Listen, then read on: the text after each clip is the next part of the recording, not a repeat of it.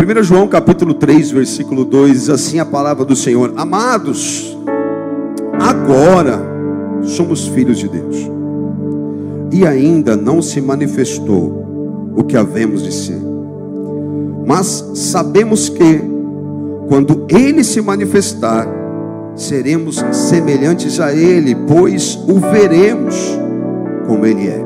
Feche os teus olhos por um instante. Pai amado, fala aos nossos corações. Como é gostoso estar na Tua casa, esse clima de festa, de alegria, ver os testemunhos daquilo que o Senhor tem feito em nosso meio, poder, enfim, perceber de alguma forma a resolução na vida do Guilherme, da Aline, a Aurora aqui diante do Teu altar, sendo apresentada a Ti. Há tantos sentimentos, tantas emoções de tudo aquilo que o Senhor tem feito em nosso meio, em meio ao Teu povo, em meio à Tua noiva. Nós Te louvamos, nós Te adoramos, nós exaltamos o Teu nome, e nós Te pedimos, fala aos nossos corações. Vem nos alimentar nessa noite, vem nos levar para mais perto do Senhor, vem nos transformar conforme a Tua palavra, conforme a Tua vontade.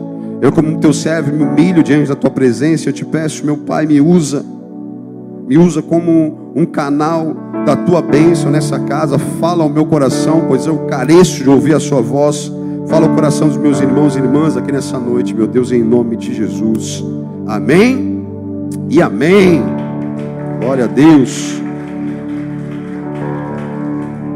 Ainda está com um pouquinho de, eu não sei se é eco, não sei o que eu falo aqui. Parece que para a galera o som tá bom, mas para mim tá estranho aqui, viu, Márcio? Um pouco esquisito assim, daquela parada ainda que tem a impressão de estar falando dentro de uma caixa. Mas vamos lá. Agora somos filhos de Deus. Amados, essa expressão que o apóstolo João ele usa, ela é interessante porque ela remete a um tempo presente de algo que está acontecendo, de algo que já é uma realidade para aqueles discípulos, para aquela igreja que ele está escrevendo. Só que, e para nós, né, que chegou até agora, algo que já é presente, algo que já é real, um tempo presente, mas que sofreu uma alteração recente, como de uma realidade que ainda não existia, mas agora existe. Como de alguém que ainda não tinha talvez sido ainda adotado na família de Deus, mas agora foi, e agora é filho. Como alguém que estava desligado do Senhor, mas agora foi ligado novamente a Ele. Como um ramo da videira que estava separado da vide, mas foi enxertado na videira. Como uma realidade recente, mas agora presente, mas agora verdadeira, mas agora real. Fala a respeito de algo que mudou a condição daqueles homens, assim como a nossa também. E agora somos filhos de Deus. É interessante porque durante toda a existência da humanidade, além da poderosa mudança da nova aliança, aquilo que veio cumprir o que a velha aliança anunciava, nós podemos observar que a humanidade, desde que ela foi criada, ela sofreu algumas alterações. O homem, ele de alguma maneira mudou, inclusive no seu aspecto físico. Não quero me aprofundar tanto nisso, mas quero dar uma pincelada para a gente dar aqui uma introdução, para você perceber que eu não estou falando nenhuma loucura, amém? Mas algo fundamentado na Bíblia. Nós tivemos o nosso maior prejuízo, amados, do qual todo o plano de salvação está centrado em nos restituir, de nos regenerar a uma condição caída, a uma condição perdida. O homem recém-criado, ele estava numa condição plena diante do seu Criador. O lugar onde ele habitava, o lugar onde ele estava, o lugar onde ele vivia presente, ele tinha acesso a tudo. É importante nós entendermos isso hoje, porque a realidade, por mais que as pessoas entendam ou não, é que todos têm sede por essa restauração.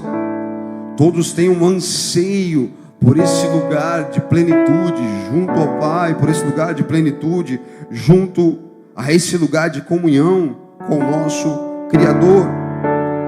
Lá em Gênesis 3, versículo 23, vai dizer assim: por isso o Senhor Deus o mandou embora do jardim do Éden para cultivar o solo do qual fora tirado. Esse é o exato momento onde nós fomos destituídos daquele local. Adão e Eva são criados num ambiente, amados, onde não faltava nada. Lá em Gênesis 2, no versículo 16, Deus ele expressa isso muito claramente. Ele mostra tudo aquilo que foi criado, onde ele coloca Adão no jardim do Éden. Ele fala: olha, dá uma olhada em todas as árvores do jardim, eu ordeno, desfrute de tudo. Amados, isso fala de que ao homem foi dado ter acesso a todas as coisas. Tudo aquilo que o homem deseja, tudo aquilo que o homem precisa, tudo aquilo que ele gostaria de ter, todas as alegrias, todos os prazeres, todas as necessidades estavam supridas, nada lhe faltava. Nada lhe faltava, ele tinha acesso a tudo. E deixa eu te dizer uma coisa: esse é o nosso lugar diante do Pai. Esse é o nosso lugar diante do Senhor. E é justamente isso que Jesus veio para nos restaurar, esse lugar de acesso a tudo. Agora, é importante você se preocupar em entender o que é esse tudo. Porque a verdade é que a nossa mente é que ela já tem sido contaminada, influenciada. E às vezes você acredita que você precisa de coisas, você coloca dentro desse tudo coisas que na verdade você não precisa. Adão, ele tinha acesso a descanso, ele tinha acesso à provisão, ele tinha acesso à comunhão plena com o Pai, ele tinha acesso à eternidade. Você foi feito para viver eternamente, irmãos. O homem não foi criado para morrer, ele foi criado para viver a eternidade. Eclesiastes diz que Deus, ele com a eternidade, colocou a eternidade dentro do coração do homem. Isso é tão claro, só a gente observar para nós mesmos. Ninguém vive a vida pensando que vai morrer. Todos nós sonhamos, queremos concretizar, realizar, a gente vai fazendo as coisas, mas a certeza única que nós temos é que todos nós vamos morrer um dia. É por causa dessa centelha que Deus colocou em nós acerca da eternidade, que fomos feitos para isso. Adão tinha acesso à santidade, amados. Quando uma vez que você caminha com Deus, você consegue estar bem com Deus, você tem nada do que se envergonhar. São os momentos onde você desfruta da sua maior alegria, pode perceber. A santidade respalda a autoridade, a santidade tira toda a barreira entre você e o Senhor. E ele estava ali, o homem estava nesse ambiente. Descanso. Imagina você viver uma vida. Tenta vir comigo. Estamos chegando aqui dia 21, amanhã, dia 22, segunda-feira. Aí o mês está acabando. Semana que vem vira o mês, dezembrão. Eita Jesus.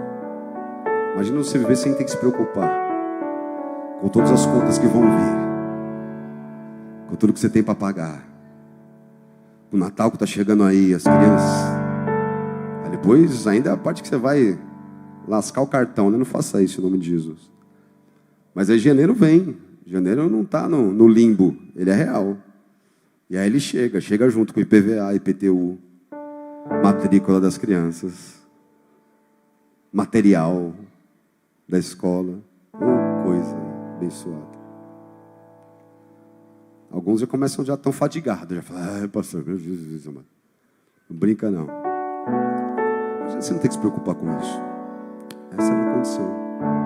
O homem tinha diante de Deus tudo aquilo que ele precisava: provisão, descanso. E o Senhor, ele vai nos apontando essas coisas. Ele mostra que ele está nos resgatando, querendo nos levar de novo a esse lugar. Mateus 6, por exemplo, diz o quê? Buscai em primeiro lugar o reino dos céus e a sua justiça, e todas as outras coisas vos serão acrescentadas. Que todas as outras coisas são? O que ele está falando antes? De ter onde morar, o que vestir, o que comer. Ele fala: não se preocupe com essas coisas. Por quê? Porque o Pai sabe que vocês precisam. A provisão vem do Pai, é Ele que provê. Ele está querendo nos livrar dessa preocupação, querendo tirar isso, porque isso Ele sabe que traz o esgotamento, nos cansa, nos fadiga. A provisão, ela vem de Deus, é Ele quem nos dá.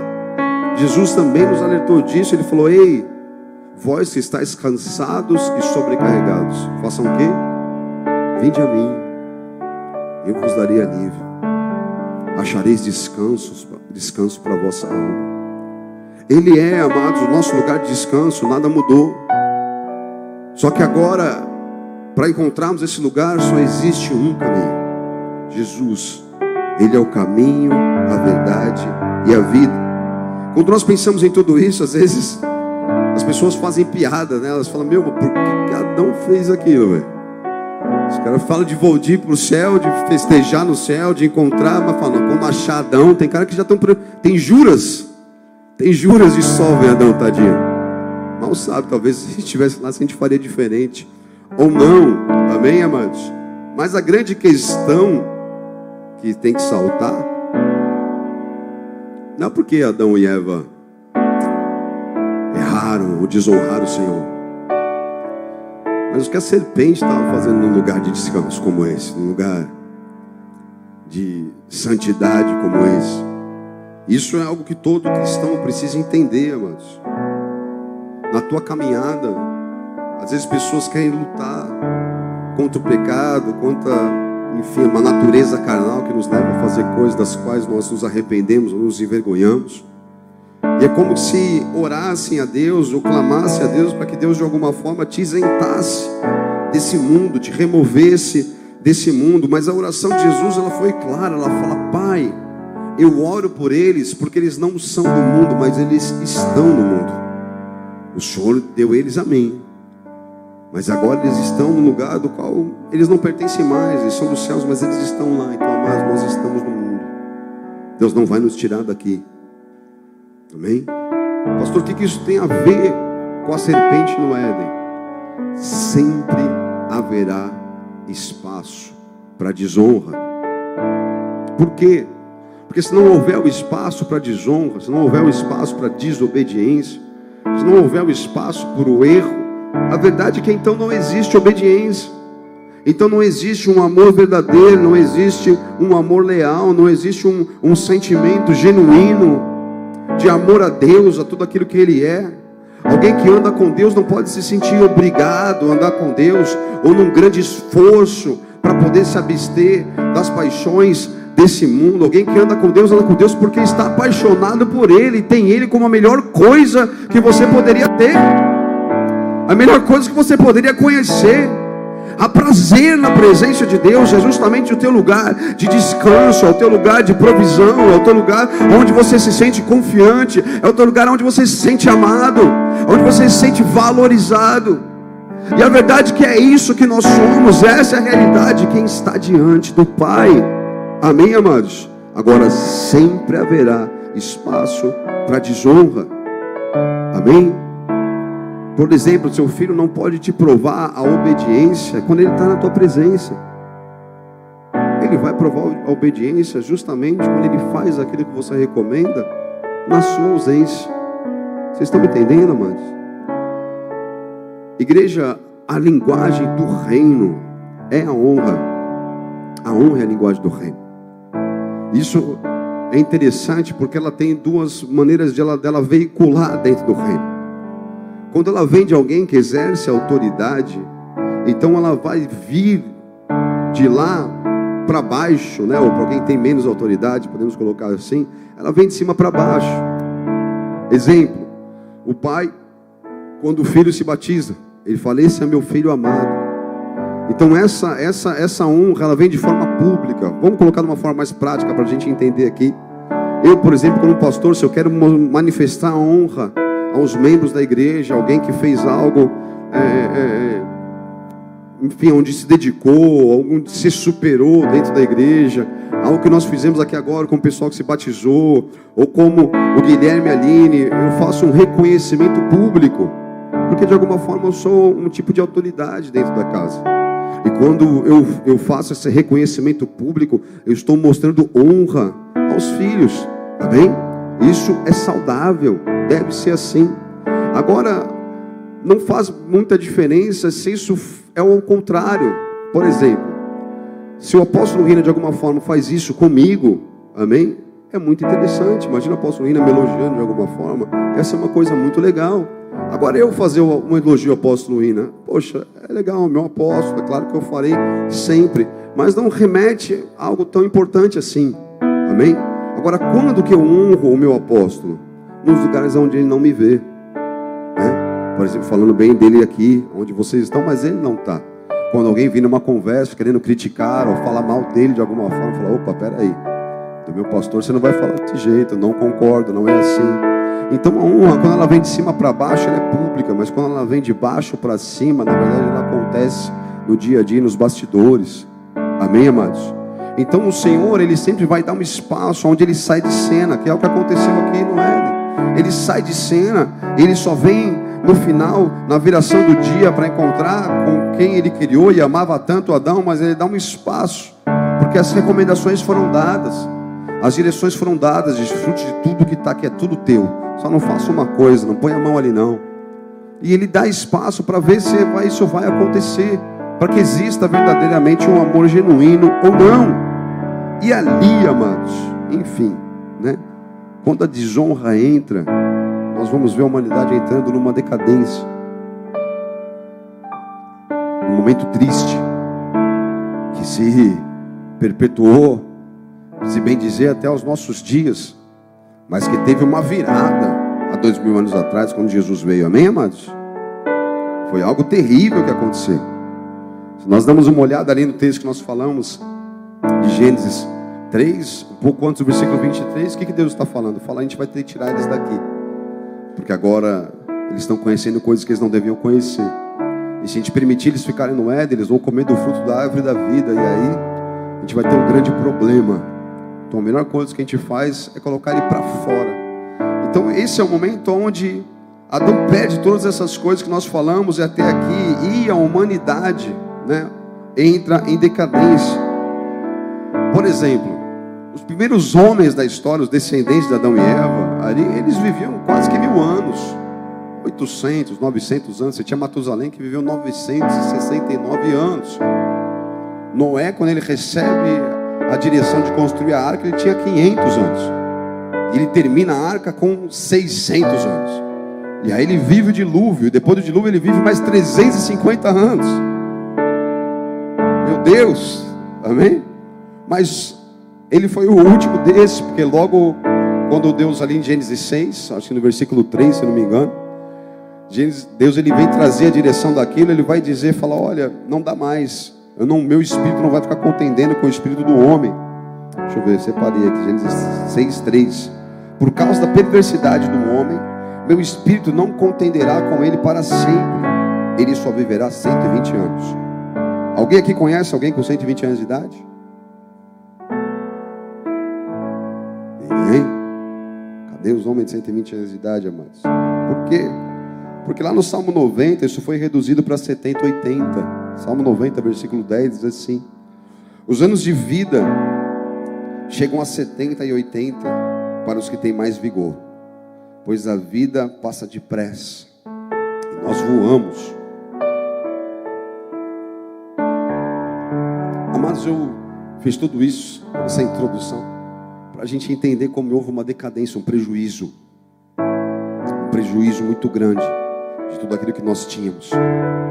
Só que esse prejuízo e todas essas perdas, elas são restauradas agora em Cristo Jesus. Ele nos dá um novo caminho.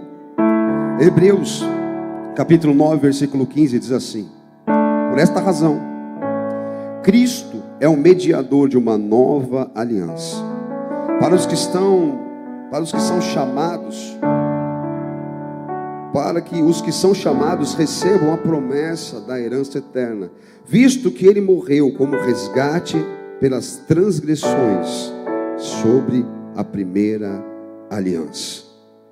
Amados, Jesus ele veio nos trazer um caminho para esse lugar de restauração. E o que João está dizendo ali, quando ele escreve, agora que somos filhos, e ainda não se manifestou o que havemos de ser. Ele está dizendo para nós, falando, olha, vocês perderam tudo isso. Por causa da desonra que cada um cometeu, não é a desonra de Adão, porque na verdade lá em Romanos diz que todos pecaram e todos foram destituídos da glória de Deus. Então todos nós, em algum momento, houve uma mentira, ou houve pecados terríveis, ou houve alguns erros, ou um egoísmo, ou uma vaidade. Mas a verdade é que por melhor que o homem possa ser, ele é pecador. Todos pecaram. E quando nós cometemos essa desonra, nós perdemos o nosso acesso, a possibilidade, temos acesso a esse lugar de comunhão com o Pai, que é o que preenche todo o vazio, a esse lugar de descanso, a esse lugar de santidade, onde conseguimos estar na presença dEle sem ter o que nos envergonhar. Ou seja, perdemos todas as nossas características daquela com a qual nós fomos criados. O pecado nos descaracterizou. E Jesus, ele veio justamente para nos restaurar tudo isso, para novamente nos conectar a essa fonte, para nos levar novamente ao lugar de onde nós nunca deveríamos ter saído. Foi isso que Jesus, ele veio fazer. Ele é o mediador, ele é aquele que realizou, ele é o próprio sangue que sela essa nova aliança. Ele está nos dizendo agora que vocês entraram nesse caminho, agora que vocês se conectaram novamente à fonte, agora que vocês estão recebendo o DNA espiritual do Pai, agora que vocês estão recebendo novamente a herança, agora que vocês vieram a mim para achar descanso e se livrar das suas aflições, agora que vocês são novamente filhos de Deus. Esse lugar de paternidade, onde somos recebidos a sua presença, vocês estão começando algo. Vocês estão iniciando algo, e há um processo maravilhoso, e ainda não se manifestou o que havemos de ser. Não sei como é que você entrou aqui nessa noite, meu irmão. Não sei qual que é a realidade da tua estrutura de pensamento, das tuas emoções, como você está ou abalado ou centrado. Eu não sei. Eu só sei que há muita coisa ainda para ser gerada em cada um de nós. E Deus está trabalhando na tua estrutura. Deus está trabalhando no seu interior. Ainda não se manifestou o que há de ser. Eu não sei como você se reconhece como homem ou como mulher. Não sei como você se reconhece na sua identidade. Eu só sei que há muito ainda a ser acrescentado o próprio Deus sobre a minha vida e sobre a tua vida. Porque estamos todos nós num processo a sermos restaurados pelo Senhor, e Ele está sim nos transformando novamente do lugar de onde nós nunca deveríamos ter saído, onde somos identificados da sua imagem, conforme a sua semelhança. Esse é o nosso lugar, essa é a sua condição. Então eu não sei como que você entrou aqui nessa noite, mas Jesus, Ele tem um novo e vivo caminho para você. Ainda não se manifestou o que há de ser. Talvez você se veja com dificuldades de mudar, talvez você se veja com dificuldades de subtrair da tua vida alguns comportamentos, talvez você se veja com o desejo de mudar algumas coisas na sua vida. Eu quero de alguma forma te tranquilizar. Ei, a obra não acabou, ela só começou, e você está diante de um Deus que Ele é fiel e justo para completar a boa obra que Ele começou. Aleluia! Estamos todos no processo. E é um processo de criação. Lá em 2 Coríntios capítulo 5, versículo 17, está escrito assim: eis que aqueles que estão em Cristo Jesus são uma nova criação de Deus. As coisas velhas se passaram, e eis que surgiu coisas novas. O Criador está a criar os seus filhos. O Criador está a criar os seus filhos. Eu não sei qual o teu relacionamento com Cristo, mas que Ele possa olhar para você hoje, ou você olhar para você mesmo hoje, se decidindo por Ele, você vai poder dizer agora, de uma realidade recente, mas agora permanente na sua vida, porque a partir de agora você se decidiu por Cristo, e daqui a pouco você vai entender como isso é poderoso. É o poder que nós recebemos de sermos feitos filhos de Deus. Agora, quando nos tornamos filhos, lá em Hebreus 10, versículo 16 em diante, diz assim: esta é a aliança que farei com eles depois daqueles dias, diz o Senhor. porei as minhas leis em seus corações e as escreverei em suas mentes. E acrescento: dos seus pecados e iniquidades não me lembrarei mais, da sua desonra, da sua desobediência, de tudo aquilo que nos afastava e não nos deixava, desculpa, parei de ler, tá? Eu estou colocando aqui os meus parênteses. Tudo aquilo que nos afastava de estarmos na presença dele, tudo aquilo que dava condição de entrar diante dele, tudo aquilo que nos impedia de estarmos nesse lugar. Ele está dizendo: dos seus pecados e iniquidades não me lembrarei mais. Onde essas coisas foram perdoadas, não há mais a necessidade de sacrifício pelo pecado. Não tem como você pagar pelos seus pecados. Esquece isso. Quando você acha que está sofrendo, falando: estou pagando, não tem como, você não teria como pagar. O teu sangue não pode pagar. Só o sangue santo de Jesus poderia pagar o preço dos pecados, amém? Então ele já pagou, e já não há mais condenação para aqueles que estão em Cristo Jesus. Então, onde os pecados foram perdoados, já não há necessidade de sacrifício. Portanto, irmãos, temos plena confiança para entrar no Santo dos Santos, pelo sangue de Jesus, por um novo e vivo caminho que Ele nos abriu por meio do véu, isto é, do seu corpo. Temos, pois, um grande sacerdote sobre a casa de Deus. Sendo assim, aproximemo-nos de Deus com um coração sincero e com plena convicção de fé, tendo os corações aspergidos, para nos purificar de uma consciência culpada e tendo os nossos corpos lavados com água pura. Apeguemo-nos com firmeza a esperança que professamos, pois aquele que prometeu é fiel. Amados, Jesus, esse que realiza essa nova aliança, esse que nos abriu um novo caminho através do véu, tudo aquilo que nos separava do Senhor. Ele é, claro, esse sumo sacerdote agora sobre a casa de Deus. Ele nos trouxe a condição de todos esses perdões, amém, amados? E o que eu e você precisamos fazer agora é aceitarmos esse convite. Jesus, quando Ele vem realizar essa nova aliança, quando Ele vem estar entre nós, e quando Ele começa o seu ministério, Ele faz convites. A sua pregação era um convite ao arrependimento.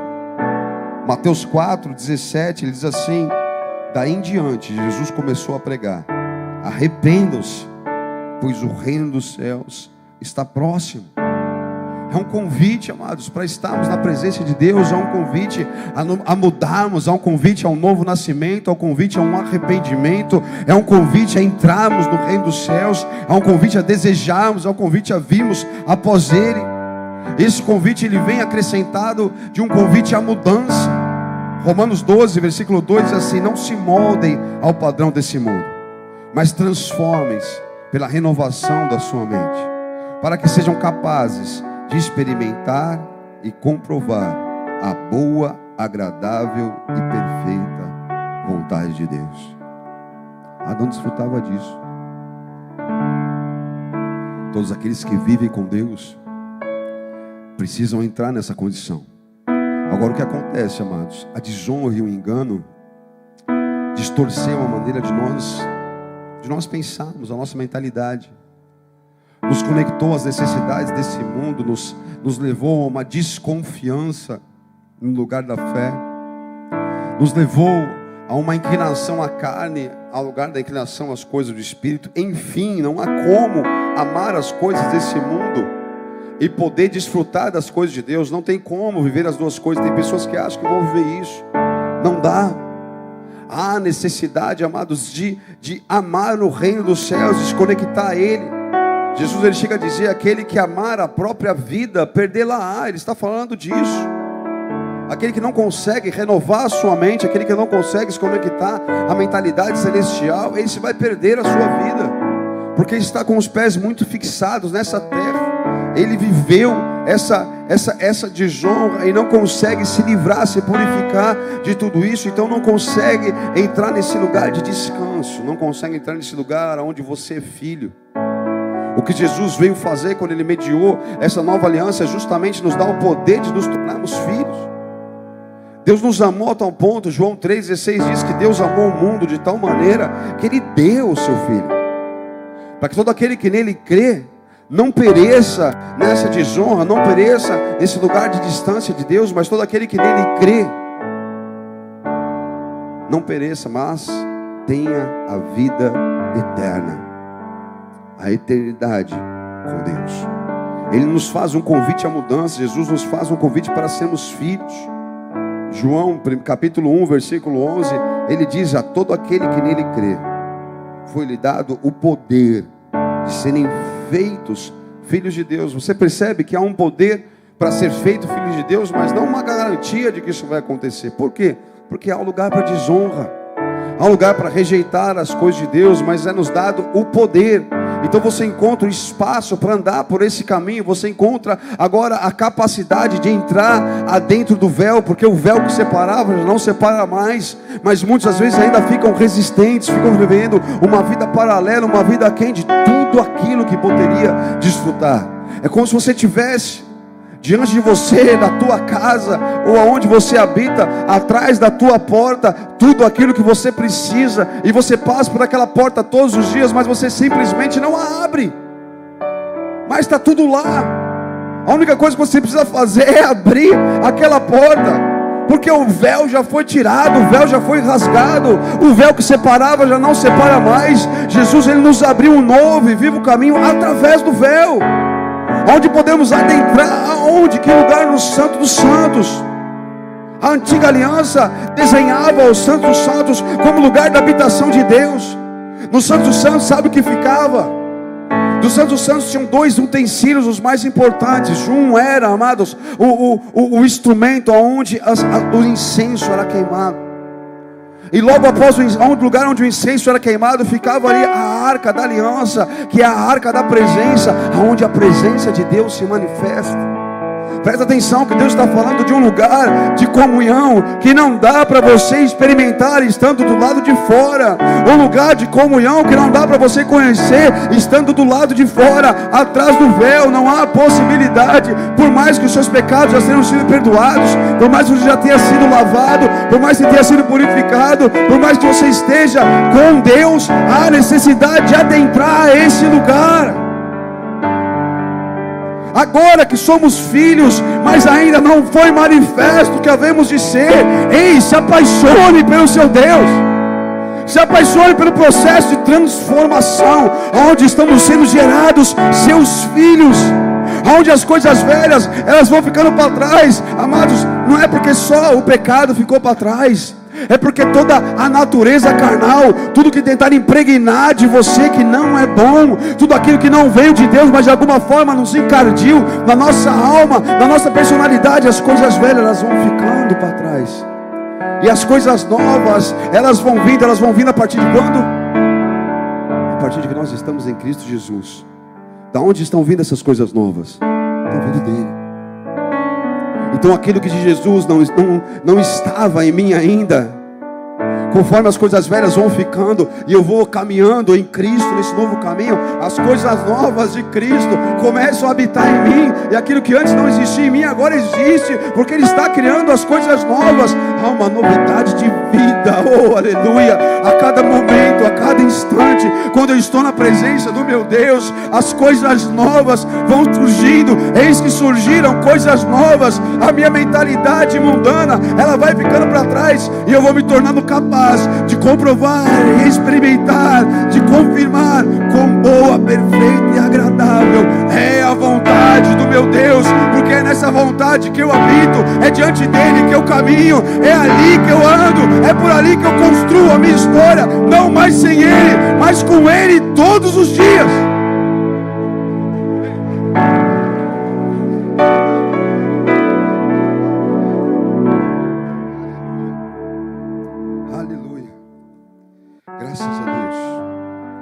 Santo Deus. 2 Coríntios, amados. Abra sua Bíblia comigo lá. Capítulo 3, versículo 7. Vai nos falar um pouco disso.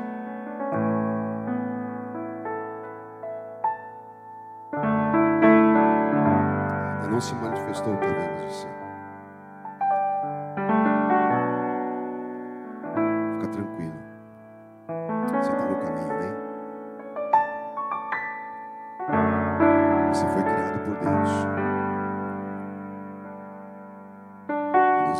processo.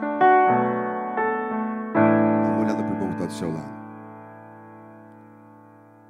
Olha bem para a cara dele, um olhar profético. Aqueles profetas poderosos. Fala assim, é verdade, falta muita coisa mesmo. Mas fica tranquilo, você está no caminho. Ainda não se manifestou o que há de ser.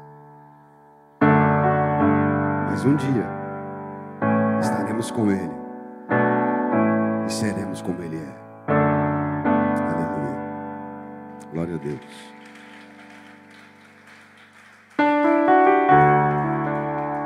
Você aproveitou, né, para tirar a casquinha. 2 Coríntios 3, versículo 7, olha o que diz lá. O ministério que trouxe a morte foi gravado com letras em pedras. Mas esse ministério veio com tal glória que os israelitas não podiam fixar os olhos na face de Moisés, por causa do resplendor do seu rosto, ainda que desvanecente. O que acontecia aqui? Só um parênteses.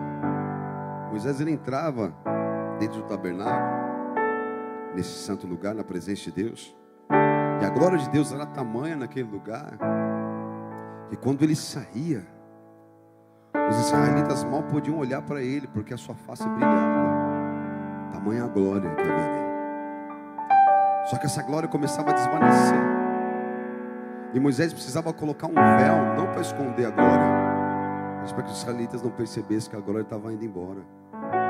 E aí ele precisava voltar de novo, lá na presença de Deus, e mais uma vez, ele ficava lá com o Senhor, e quando ele saía de novo, o seu rosto estava brilhando.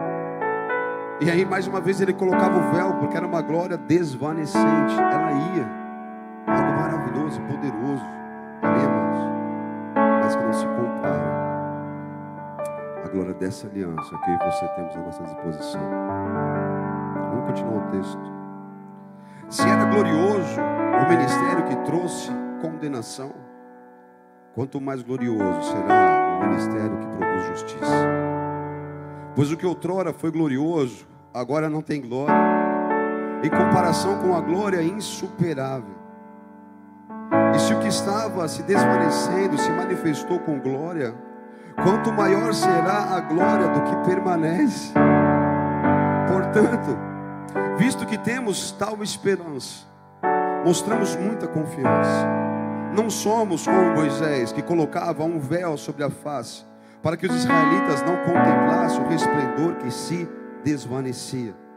Na verdade, a mente deles se fecharam, pois até hoje o mesmo véu permanece quando é lida a antiga aliança. Não foi retirado, porque é somente em Cristo que ele é removido. De fato, até o dia de hoje, quando Moisés é lido, um véu encobre os seus corações. Mas quando alguém se converte ao Senhor, o véu é retirado. Ora, o Senhor é o Espírito, e onde está o Espírito do Senhor, ali há liberdade. E nós, que com a face descoberta contemplamos a glória do Senhor segundo a sua imagem, estamos sendo transformados com glória cada vez maior, a qual vem do Senhor, que é o Espírito. Oh, aleluia. Ei, deixa eu te dizer uma coisa. Lá em João 3, no versículo 2 que nós lemos, ele está dizendo assim: agora que somos filhos de Deus e ainda não se manifestou o que havemos de ser, estamos todos no processo, amém, amados? Mas sabemos que quando ele se manifestar, seremos semelhantes a ele. Por que seremos semelhantes a ele? Porque o veremos como ele é.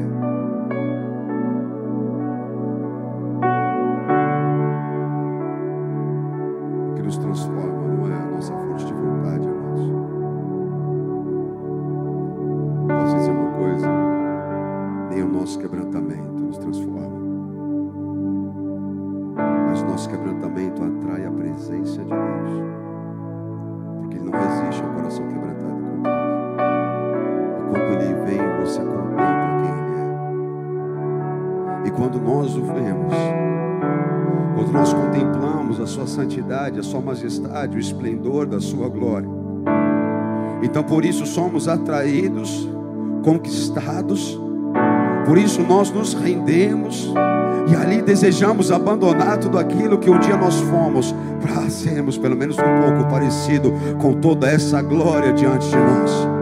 E ali as coisas antigas vão passando, porque estamos em Cristo, e aí vamos absorvendo as coisas novas. Amados, ele fala de um lugar onde nós deveremos estar e para onde nós estamos indo. Em Apocalipse 21 fala de um lugar onde não há mais choro, não há pranto, não há mais doença, não há mais nada, porque Ele é o nosso Deus, nós somos a sua igreja, nós somos o seu povo, somos a sua noiva, habitamos diante dEle, já não há mais a necessidade de dia e noite, pois em todo o tempo a sua glória está entre nós, e Ele mesmo nos ilumina, Ele mesmo manifesta a glória diante de nós, e não é suficiente aquilo que nos basta. É o nosso Deus. Você precisa ser transformado em algo. Deixa eu te dizer, contempla Ele. Contempla Ele. Você quer um conselho meu? Feche os seus olhos onde você está agora e comece a olhar para Jesus. Comece a olhar para Jesus, comece a aproximar dEle, comece de alguma forma a se achegar a Ele, comece de alguma forma a enxergar quem Ele é.